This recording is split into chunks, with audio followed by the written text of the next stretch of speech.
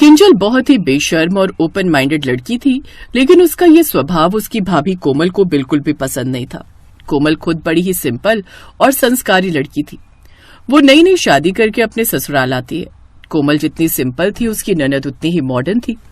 कोमल की नई नई शादी हुई थी, लेकिन कुछ दिनों में ही उसे अपनी ननद के रंग ढंग समझ आ गए थे। ऐसे ही एक रोज शाम के समय जब कोमल तुलसी में दिया रखने आंगन में जाती है तो देखती है कि उसकी ननद किंजल शॉर्ट ड्रेस पहने हुए एक लड़के की बाइक से उतरते हुए उसे गले लगा रही है। Bye Rahul and thanks for the lift. अपनी ननद का ये व्यवहार कोमल को अच्छा नहीं लगता। वो उसे उस वक्त तो कुछ नहीं कहती और चुपचाप अंदर आ जाती है। माँ जी, किंजल दीदी को अभी मैंने बाहर किसी लड़के से गले लगते हुए देखा। अभी वो कुंवारी है, उन्हें ये सब शोभा नहीं देता। आस पड़ोस के लोग उन्हें देखेंगे तो क्या सोचेंगे। बहू, सच में आज के जमाने की होकर भी तेरी सोच कितनी पुरानी है। अरे कॉलेज का दोस्त छोड़ने आया होगा तो वो उसे थैंक यू बोल रही होगी, इसमें कौन सी बड़ी बात है।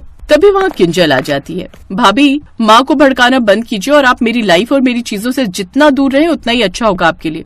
अभी कुछ समय पहले ही आई हैं, लेकिन आप शायद जानती नहीं कि मैं अपनी लाइफ अपने हिसाब से जीती हूँ, तो मेरे मामले से दूर ही रहना, समझी। ये कहकर किंजल वहाँ से चली जाती है। किंजल और कोमल दोनों एक दूसरे से बिल्कुल अलग थी, इसलिए अब उन दोनों में बनती भी बहुत कम थी। किंजल रोज कॉलेज से बड़ी देर से आती और जब आती तो हर बार कोई न कोई नया लड़का उसको ड्रॉप करने आता। उफ, ना जाने माँ जी को अपनी बेटी की जरा भी फिक्र क्यों नहीं है। माना कि आज के जमाने में मॉडर्न होना जरूरी है, लेकिन इतना भी नहीं कि सब कुछ देखते हुए भी आंखें ही बंद कर लो। माँ जी तो कुछ समझेंगी नहीं। शाम को अजीत जी से इस बारे में बात करती हूँ। शाम को कोमल अपने पति अजीत से अपनी ननद के बारे में बात करती है। देखिए, मैं कहती हूँ कोमल अब बड़ी हो गई है और लड़की की उम्र होते ही उसके हाथ पीले कर दिए जाएं तो सही रहता है। हाथ पीले? ओह गॉड कोमल, अभी वो बच्ची है, उसकी ग्रेजुएशन भी पूरी नहीं हुई। अभी कॉलेज की पढ़ाई पूरी होने दो, फिर आराम से ढूंढेंगे उसके लिए कोई अच्छा लड़का। तब तक ढूंढने लायक छोड़ेगी तभी तो ढूंढोगे ना। उसके रंग ढंग देखकर तो मुझे लगता है कि वो खुद किसी दिन शादी करके ना आ जाए। ऐसे कुछ दिन बीत जाते हैं। एक रोज, क्या बात है, बहुत गर्मा गर्म आलू के पराठे और वो भी बूंदी रायते के साथ। वाह वाह, मजा आ गया। हाँ बहू, बड़ा मजा आ गया। मजी, ननद जी कहाँ है? अपने कमरे में सो रही होगी। आज संडे है तो आराम से उठेगी, लेकिन 9 बज गए। जा उठा दे उसे अब। अपनी सास की बात मानकर कोमल अपनी ननद को उसके कमरे में बुलाने जाती है कि तभी उसे किसी के गुनगुनाने की आवाज आती है। तो तुम मुझसे कौन सा बच जाओगे गौरव? ऐसा रंग लगाऊंगी कि तुम भी मुझसे बच नहीं पाओगे। अच्छा, वो तो होली वाले दिन ही पता चलेगा कि कौन किसको कैसे रंग लगाता है। तभी कोमल बाहर बालकनी में पहुंच जाती है। ओ गॉड, फिर आ गई कबाब में हड्डी। इतनी नजर तो मेरी माँ नहीं रखती जितनी ये रखती है। जीना मुश्किल कर दिया इन्होंने तो। क्या हुआ ननद जी, कुछ कहा क्या तुमने? नहीं, कुछ नहीं कहा। कहिए, आप क्यों आई हैं यहाँ? चलिए, नाश्ता लग गया है। वैसे आप सुबह सुबह बालकनी में क्या कर रही थी? योगा करने आई थी। आपसे मतलब? ऐसे ही कुछ दिन बीत जाते हैं और अब होली का त्योहार पास आ जाता है। कोमल की सास उससे कहती है, कोमल बहू, तुम्हारे अपने ससुराल में पहली होली है ना, तो वो खूब धूमधाम से होनी चाहिए। मैंने घर में एक बड़ी पार्टी रखी है, सबको बुलाएंगे। उसकी तैयारी के लिए चलो बाजार चलते हैं। तुम अपने लिए नए कपड़े भी ले लेना। हाँ हाँ माँ, मैं भी चलूंगी। मुझे तो होली बहुत पसंद है और मैं भी अपने लिए शॉपिंग करूंगी। किंजल भी उनके साथ शॉपिंग पर चली जाती है, जहाँ बाजार में हर तरफ होली की रंगत थी। तरह तरह के रंग, पिचकारी और कपड़े मिल रहे थे। ये वाला सूट देखो, ये कितना अच्छा है। ये आप पर खूब खिलेगा मैडम। ठीक है, आप इसे पैक कर दीजिए। हाँ, मुझे तो ये वाली व्हाइट वेस्टर्न ड्रेस पसंद है, मैं इसे ही लूंगी और साथ में चश्मा भी। लेकिन ननद जी, होली पर आप सूट सलवार पहने तो वो ज्यादा ठीक लगेगा। वहाँ कितने तरह के लोग आते हैं और ऐसे कपड़े। ओह गॉड भाभी, आप फिर अपना ओल्ड फैशन लेकर शुरू मत हो जाना। कोमल चुप हो जाती है। कुछ देर बाद वो सब शॉपिंग कर वापस घर आ जाते हैं। ऐसे ही होली का दिन आ जाता है। कोमल सुबह जल्दी उठकर होली की तैयारी कर लेती है, तो वहीं किंजल भी शॉर्ट ड्रेस पहनकर तैयार हो जाती है। आज लग रही हूँ मैं एकदम पटाखा। आज तो सब मुझे देखते ही रह जाएंगे।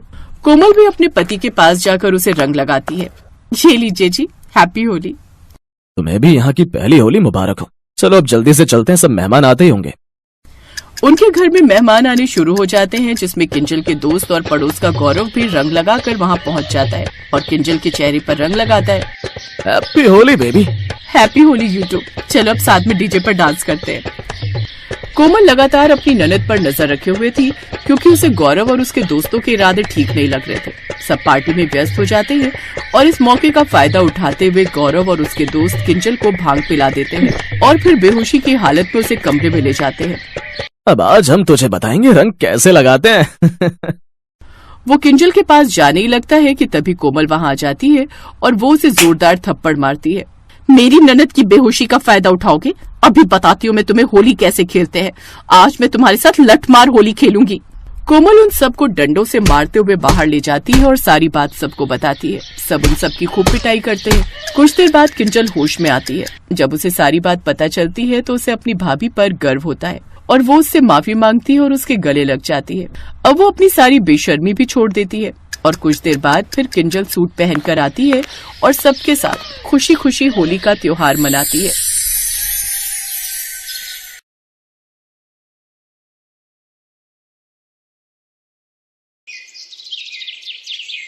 भाभी वो देखो, वहाँ तक वो सारे खेत अपने हैं।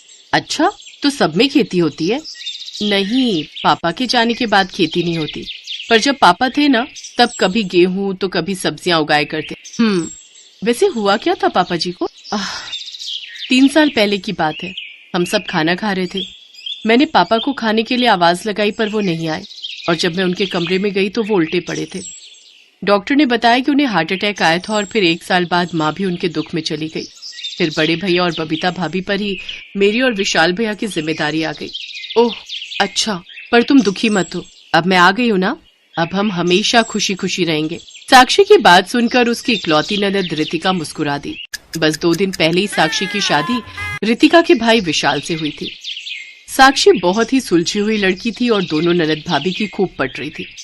दोनों छत पर काफी देर से बातें कर रही थीं कि तभी साक्षी को उसकी जेठानी की आवाज सुनाई दी जो चिल्लाकर रितिका को बुला रही थी। बबीता का इतना बुरी तरह चिल्लाना साक्षी को अच्छा नहीं लगा और फिर ये भाभी बुला रही हैं क्या तुम्हें? हाँ, अब मुझे जाना पड़ेगा वरना बड़ी भाभी बहुत गुस्सा करेंगी। अब आप बैठो, मैं जाती हूँ। कहाँ गई थी तू? वो भाभी, वो मैं वो छत पर छोटी भाभी के साथ। अच्छा, ज्यादा आवारा हो रही है, शाम होने को आ गई, खाना कौन बनाएगा? बबीता की बात सुनकर साक्षी को बहुत बुरा लगा। उसने तुरंत आगे बढ़कर कहा, रुको रितिका, भाभी खाना मैं बना दूंगी। ओह अच्छा, ऐसा है, बड़ा लाड आ रहा है अपनी ननद पर। आज रहने दो, शाम को मोहल्ले की औरतें तुझे देखने आ रही हैं। एक बार ये सब निपट जाए फिर आना रसोई में। छोटी भाभी आप जाओ ना, अब हमेशा मैं ही तो बनाती हूँ रात का खाना। हाँ तो एहसान करती है क्या? चल जा चुपचाप रसोई में और जाकर दूध उबाल देना सबसे पहले। रितिका डरी सहमी सी रसोई में चली गई और साक्षी गुस्से से लाल होकर अपने कमरे में चली गई। उसे अपनी जेठानी पर बहुत गुस्सा आ रहा था। थोड़ी देर बाद साक्षी ने रितिका को अपने कमरे में बुलाया। तुम सारा दिन घर का काम करती रहती हो तो पढ़ती कब हो? पढ़ने के लिए ज्यादा टाइम तो नहीं मिलता भाभी, पर पहले जब माँ थी ना तो पता है मैं क्लास में हमेशा फर्स्ट आती थी और अब तो पास हो जाऊं वही बड़ी बात है, काम से ही फुर्सत नहीं मिलती। देखो रितिका, पढ़ना बहुत जरूरी है।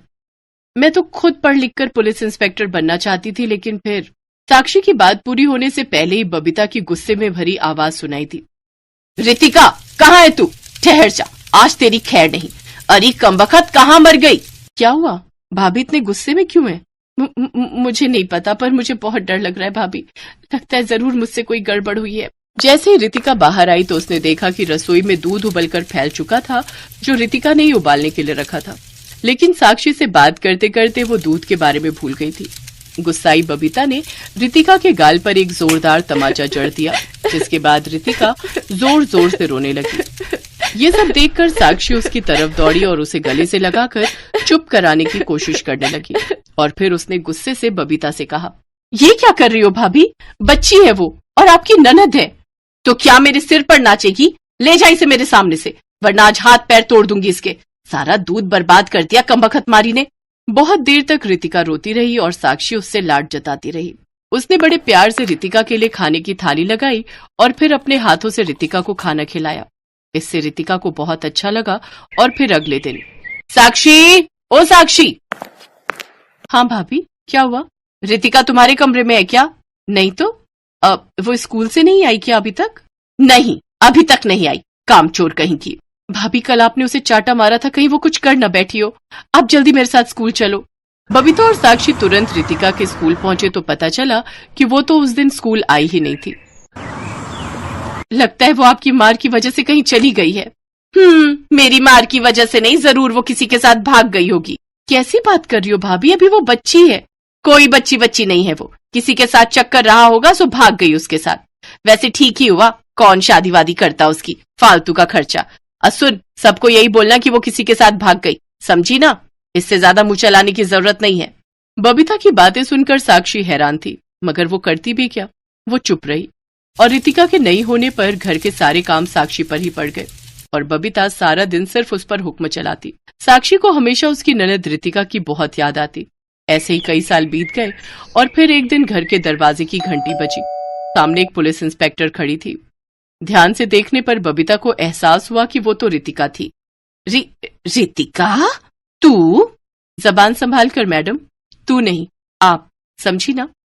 जी, पर तू माफ करना, पर आप तो उस दिन।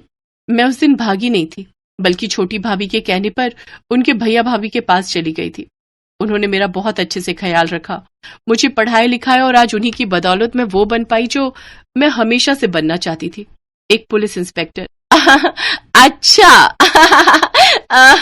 ये तो बड़ी खुशी की बात है। यूं तो मैडम आपने मुझ पर और मेरी भाभी पर कई जुल्म ढाए हैं, लेकिन उन्हें मैं गुजरी बात समझकर भूल जाऊंगी। लेकिन आगे से कभी किसी औरत या बच्ची को अगर परेशान किया तो फिर जानती हो ना मैडम, जेल में कैसे आवभगत होगी तुम्हारी। हाँ रितिका, मैं समझ गई। मुझे माफ कर दे गुड़िया। तो फिर ठीक है, अब खड़ी क्या हो, घर में पुलिस आई है, जरा अच्छे से नाश्ता वाश्ता कराओ। और छोटी भाभी, आप जल्दी से अपना सामान पैक कर लो। अब से आप और विशाल भैया मेरे साथ मेरे सरकारी बंगले में ही रहेंगे। ये कहकर रितिका ने साक्षी को गले से लगा लिया, मानो वो दिल से उसे शुक्रिया कह रही हो। और साक्षी को इस वक्त दोहरी खुशी हो रही थी, एक तो अपनी प्यारी ननद को कामयाब होते देखकर, और दूसरा अब उसे भी बबीता नाम की मुसीबत से छुटकारा मिलने जा रहा था।